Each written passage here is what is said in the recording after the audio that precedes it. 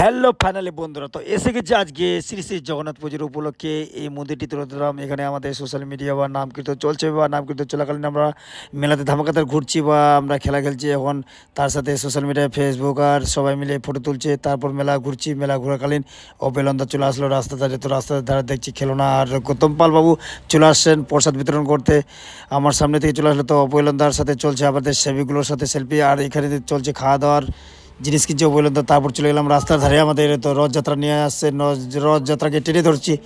Train ধরাকালীন আমরা সবাই নিয়ে আসছি, আর আমার ভক্তবৃন্দরা সবাই তো নাচ গান করে ধামাকাদার সবাই আবার এনজয় মস্তির সাথে আসছে, বা রাস্তার ধারে সবাই তো বসে আরাম রেস্ট নিচ্ছে, আবার সে কেউ এনজয় বা ধামাকাদার ড্যান্স নাচ গান চলছে দেখতে পাচ্ছেন।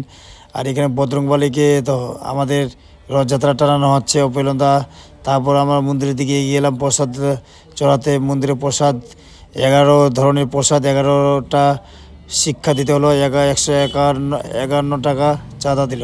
তার কারণে উনি বলছে আমার মন কামনা পুরো করো, আগের সাল যেন আরও বেশি বেশি করে আসতে পারি, দিতে পারি। তারপর আমরা পুজো করে বাইরের দিকে চলে যাচ্ছি, মন্দিরের বারান্দায় সেলফি হচ্ছে আবার। তো বজরংবলী আছে, তো তারপর আমরা হয়তো মন্দিরের থেকে নিচে নেমে চলে যাচ্ছি। তো দেখতে থাকুন মিনি ব্লগটি, আমাদের সাথে থাকুন, জুড়ে থাকুন বন্ধুরা। বাই বাই সব।